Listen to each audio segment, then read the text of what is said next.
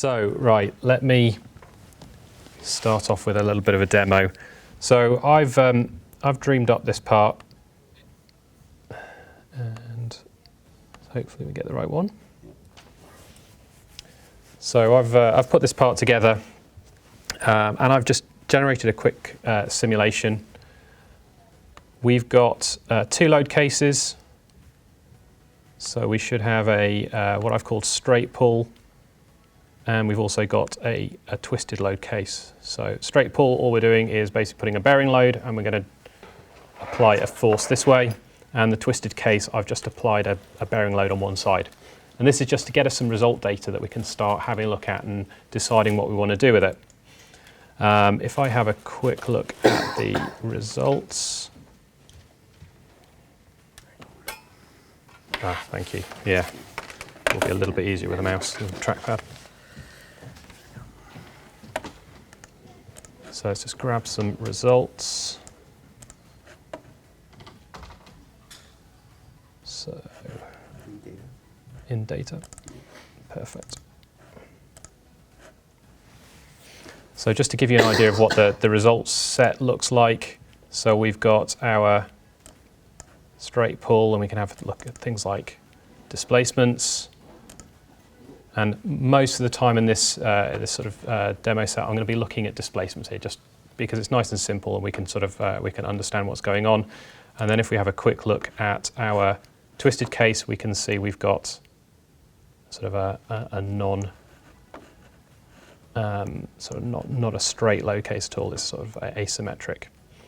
And what I had in mind with this presentation was to look at this in a slightly different way. So most of the time when we think about simulation, analysts are looking at, okay, will this thing survive?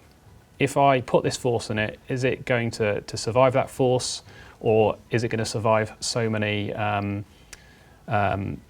iterations of that force? As a designer, I might have a slightly different set of criteria that I'm looking at, and I might be more concerned about actually, how is this thing going to react when I put normal design forces on it? So at the moment, what I want to do is sort of focus on this bore here. And as a designer, I'm thinking about sticking a bearing in here. So what's quite important to me is to know, okay, is it still as round as it was before? If I've started to ovalize this, is it going to start meaning that the bearing isn't going to perform as well? It's going to fail quickly. And this is a slightly different way of looking at the data than maybe an analyst would normally look at. So we've prepared a couple of bits of code to sort of try and streamline this process and understand what's happening to sort of areas of the geometry. So if I have a look now at my code, I'm just going to swap back into the actual design part here, because at the moment we're in the simulation part. So let me just grab the history, and I believe second one. So here's the actual design part with all the features in. And as a design engineer, I'm used to probably seeing the normal modeling tools, and I'm not maybe so confident in the simulation side. And what's really useful to me as a designer is actually physical locations on this model. Rather than having to worry about things like node IDs, I'm actually interested in physical points on the model. So I'm going to run a quick bit of script, make sure I get the right one. And what we can see here is a small plugin, I think they've been referred to this morning, or a little application. And all this is going to do is it's going to pick up on some points. It's going to list them out here on the list box. And then if I hit OK Reply, it's going to go and write these out to a CSV file. And this is just the first step of what I want to do. And what you can see from this dialogue, I think Charles was mentioning this earlier, is that it looks just like any other NX dialogue, because what we've done is we've used Blockstyler to generate this dialogue, and it's also created the code, some of the code for us in the background as well. So I'm going to use this tool just to grab 4 quadrant points, on that bore, and you can see as I've been clicking, it's just been filling out those X, Y, Z coordinates. Anybody who's had to do this before, longhand, where you go information point, get the X, get the Y, get the Z, paste those into Excel, will probably realise that even just this small, tiny little application actually could save quite a lot of time. If I start having to do quite a few of these points, it's amazing how much time it can take just to copy and paste those X, Y, Z values from NX back into a CSV file or an Excel sheet or whatever else. So I'm going to hit OK, and we've just got a quick pop-up telling me where it's stored that information. And if I just have a look at that location, it's under the data. So we've now got this CSV file that it's just created. So it's taken all that XYZ location data and just chucked it straight into a CSV file for me. So I just wanted to quickly show you the process that I used to create that dialog using a bit of Blockstyler, just so you can see how that's done. So if I go back into NX, if you've not already got it turned on, you can just right-click and make sure the developer tab is available. And right over on the right-hand side here, we've got this Block UI styler. So if I click on there, we just get a few tools on the left-hand side. We've got our dialog settings on the right. And at the moment, we don't see any dialog at all because we've not started populating it. So the first thing I need to do is I need to add a group. Most dialogs in NX have these sort of group structures in them where we can collapse them, we can hide them if we want to. So I have to create a group to start off with. So under Layout, I'm going to add my first group, and now we've got a dialog. So we can see it here. Hitting Cancel or OK or Apply doesn't actually do anything at this point. Always gets me that you have to go back to Exit Block UI Styler. I always try and hit Cancel. So the first thing I'm going to do is just quickly give my, my dialog a title. So right at the top here, so I can start seeing the structure. I've got the dialog itself, and here is the label. So I'm going to modify that, and I'm going to give it a quick description. And I can do the same for the group, but at the moment I'm not really seeing anything of the group because there's nothing in it. So let's add something into the group as well. So I'm going to just add a enumeration, which is basically a combo box in old VB speak. And now we can sort of start seeing that we've got something in there. We can give this one a title. So I'm going to call this one type. So this is the group itself. And this I'll also call type as well.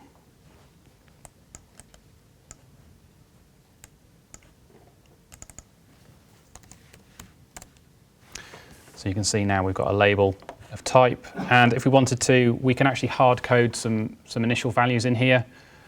So under value, I can start saying what I want populated in here. So I'm going to say type 1, type 2, and type 3. And as soon as I hit close, I start getting some feedback and I can see what's happening in the UI. So I'm going to add another group and go back to Layout. And that's dropped that in below. And once again, nothing inside the container, so it's not showing up yet. So let's just add maybe a couple of toggles. And we can even add things like text, if I can find it in here. String, there we go. And we can also, you can see here, we've got our group. I think I realised what's happened there. Let's just move that, there we go, that's better. I thought that was looking a bit odd.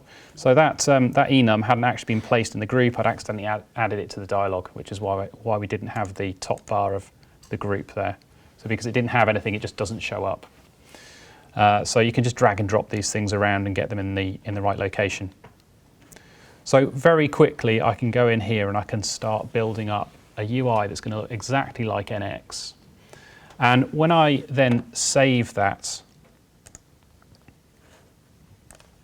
and I call this my dialog, what it's going to do is it's going to save two files. It's going to create a DLX file which contains all of the sort of information about the dialog itself and all of these sort of names, things like the enum0 is a name to identify it later on, so I can go in and change those at this point. It'll be saved in the DLX. And then the other file it will create is a little bit of code for me to actually start interacting with that dialog. So I'm going to hit OK, and it's going to tell me that it's created the DLX file, and because of our settings, it's set up to use Python, so it's created a .py file. So let's just take a quick look at what it's produced.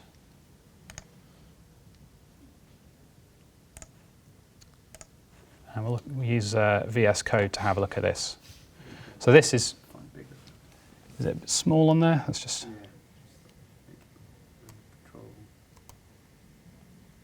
Yes, control's not working on here for some reason. It's just still scrolling.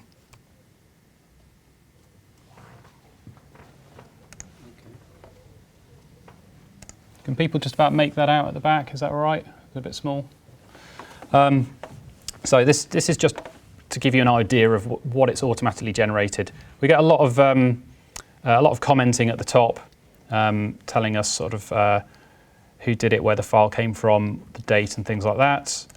And what it does is it sets up a dialog class, and then it gives us loads of these sort of automatically generated methods, which used to call them callbacks. They still call them callbacks in Python? Well, NX still calls them callbacks. Yeah. So yeah, you'll see here they call them callback functions. So these are basically handlers for when things happen in the dialog. So we've got things happening. If we dispose the dialog, we can add extra functionality so it goes and does something. When it's shown, the initialization. This one's quite useful if those values that I put in that type combo box, if maybe I'm feeding off another file and that's deciding what goes in that combo box, I can use the initialize callback to do that, to populate the list automatically. And then if we go right down the bottom, we've got things like the apply callback. So this one's really important. This is what happens when I hit that apply button. And the other one that's really useful is the update callback. So whenever anything changes in the dialog, whenever the user interacts with that dialog, this update callback will be triggered, and then I can go and react to those changes. So let me just have a look and open up the code that I ran to create that CSV file, just to give you an idea. Is it on the left? There we go, yeah. So this is going to look very similar. I've got a few less items in there. I think all I had was 2 groups, or maybe even 1 group. We had a selection object, so selecting points and collecting those, and then I had a list box. So we can see there's the group. We've got a point collector and a list box. And if we go down, the only areas that I've really added any code into are the apply callback and the update callback. So what's happening in the update callback is if the block that triggered the update is the point selection, then I'm getting the items from the list, I'm adding the XYZ coordinates from the point that I just picked, and it's basically populating that list box. And then when we hit apply, it goes into here, and it's going to get all of the lines out of that list box, and it's going to write them to our locations.csv file, and it just loops over the point data, and it writes those lines out. It's as simple as that. So hopefully that will give you a bit of an idea of what we can do with Block Styler, how quickly we can generate a very simple application. What I want to then do is just move on to showing you what we can do with those XYZ locations sort of feeding back into what the designer might want to get out of this. So if I just drop back to the simulation,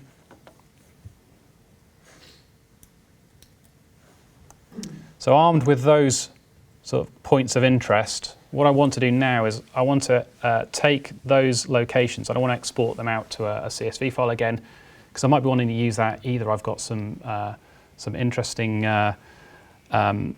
added sort of value in the Excel sheet where it's calculating things like maybe how out of round those 4 points are now. We could be doing that in code in Python as well, but a lot of engineers are quite comfortable with Excel and writing their own equations in there. So we're going to take those that point data, and we're going to try and find out what the displacements are at those locations. And another nice thing about using those XYZ points is that it's not node index based, which means if the designer decides to go and change maybe a blend or change the thickness of this boss, if I remesh and the node indices change, it doesn't matter. I'm not sort of locked into those node indices. I don't have to go and find those node indices again and then repeat the process. So I'm going to, I think first of all, just show you the code actually, and then we'll run it. So this one is coords to results. So as I said, this is going to loop through the data at those XYZ locations. I've got those XYZ locations here, and I've also grouped them by the feature that they came from, just so that I can identify them later on. Otherwise, just XYZ coordinates could be a little bit tricky. So this is basically the coordinate data. And what the code's going to do is it's going to run through, get the result data, and it's going to go for each load case in there.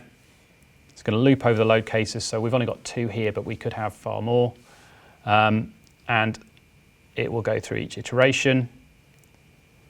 It's going to pick out just displacements, because we're asking it here under the result type name. And we've also got a filter here. If I wanted to, I could filter this the type of displacement by this list. So I could just add in just X and Y, and it's just going to give me the XY locations. Here we're going to get all 4 of them because they're all in the list. And anywhere where you see this W to W, well, this is basically writing out to the listing window. So we're going to see the structure of what it's doing in the listing window when I run this code, and I can show you the output. Once we get into here, we're into the components, so we're either into the X, Y, Z or magnitude.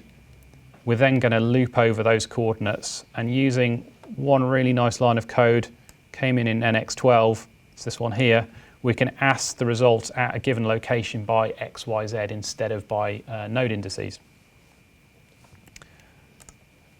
Now, the one slightly problematic thing here is the way that NX stores the results and the way it iterates over them. Charles was sort of saying this earlier, that sometimes the way NX has been set up, the results, well, any data structure might not be exactly the way you need it to maybe write out the data you want to do. So what I want to be able to do is say, for this XYZ location, I want X, Y, Z and magnitude in a row. Unfortunately, it loops over all of the X's, all of the Y's and all of the Z's. So I've had to get a little bit creative. So what I do is I just store the information for the CSV file as I go along and then write it out at the end. So I've just created a dictionary. It creates a unique identifier for the point, and then it just adds the X, Y, Z information to it each time that it finds that in the dictionary. And then right at the end, it's going to write that CSV information out. And I'm calling a function here, which is right near the top, which basically loops through my dictionary and then writes out line by line the information. So just to show you that in action. We're running this from the journal manager. one thing to point out with Manuscript, we can actually add these two icons on the toolbar, so you can make it look really quite slick and integrated in NX and SimCenter. So I'm looking for Quartz 2 results. I'm going to hit run. And what we should see here in the listing window is that it's going to loop over the data and we'll see chunks of information. It takes quite a while because it's actually got to interpolate the data if we're using XYZ locations, because it's not guaranteed to be at a particular node. If I'm between two nodes, it has to interpolate the values. So that's why it's taken, what, about 15, 20 seconds. But to do that manually would probably take me, 15, 20 minutes. So here's the output from the listing window, and we can see the structure. Keeps just jumping up. There we go, that's better. So we've got some basic information about how many nodes and elements we've got there, how many load cases, and then it's going to loop through the load cases. So we've got the first load case and the second one. And then you can see here, as I was saying, it then loops over the component and then each XYZ location or point from there on in. So it's not quite structured the way I want it to be. And let's just have a quick look at the output, so the results CSV file. And here we've got the structure the way I want it. So we've got each point showing us which load case it came from because we've got the two. It's showing us which sort of feature it came from. So here we've got the vertical upper bore, and we've got the XYZ displacements separated out and the magnitude as well. And then it may be that, like I say, you've got an Excel sheet that's got some sort of captured knowledge to be able to figure out whether these are values that you can cope with or whether they're outside of a tolerance, and then you can reuse that. Right, I'm going to hand back to Charles to have a look at maybe a slightly better method for storing all of this, because I've been using CSV files and there's some much nicer ways. Thank you, Mark. So fairly straightforward. We understand this is not anything fancy. We're just illustrating the different possibilities that we have here. So coming back to the presentation. Okay, so we're done with the first demo on exporting simulation data. So and yeah, okay. You wanted to perhaps finish this off? Yeah. So I think that the key points here is that we can use the NX Block Styler UI designer to make these UIs look just like it would do if it was core NX behavior, and we can use NX Open to do these repetitive tasks, which quite often, if you're sort of transcribing data and there's lots of it, it's quite easy to make mistakes. Get rid of that human error, and quite often the workflows that you're dealing with, certain things, if it's not already in the core product, it's probably because it's unique to you. So you can streamline your own unique workflows using these types of NX approaches, and you can tailor it to do exactly what you want it to do.